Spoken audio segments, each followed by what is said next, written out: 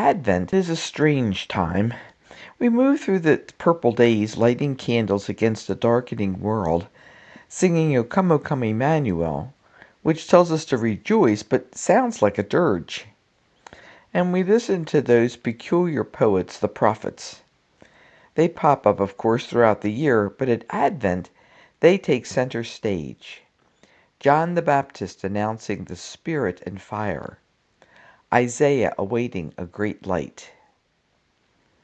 The real strangeness of Advent is the strangeness of the prophetic voice, a voice that flutters between mourning and consolation, the present and the future, cause and effect.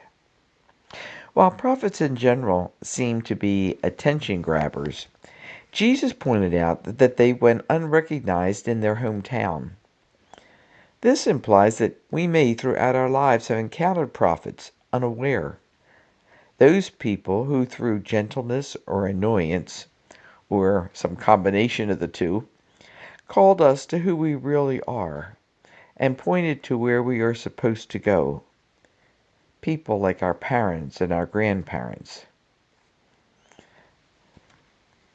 I remember every summer our family would move in with my grandparents once school was out.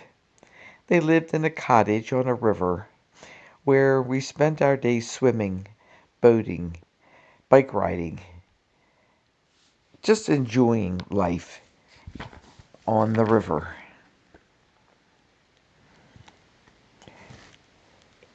It was on the river that my grandfather taught me silence.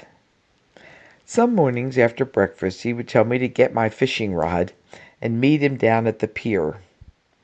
As he rowed us out across the river, and I began chattering with excitement, he would remind me that fishing was essentially a quiet activity. You don't want to scare the fish. We baited our hooks and pursued our perch in almost monastic silence. I would occasionally have a question and he might share some piece of fishing history, but in general we were silent and happy. I watched my bobber bounce and totter in the morning sun, heard a tiny wave lap against the side of the boat, and I adored my grandfather. Those moments of sitting quietly in the presence of a loving man taught me just about everything I needed to know about prayer and heaven. We live in a world in which prophecy has been swamped by prediction, the weather, elections, the stock market. But John the Baptist did not conduct polls. Isaiah's accuracy did not have a margin of plus or minus 3% points. Poets simply tell the truth. And we focus on them during Advent because it's a season leading up to the greatest truth of all. God is with us. He is here now. We are saved. It's an extraordinary message that all of us utterly ordinary Christians, parents, teachers, parishioners, friends, are supposed to pass along. At baptism, we were anointed to be prophets to one another and to the world, to bear witness to the great light, to burn with the Spirit and fire, and to echo the voice of God at the heart of us.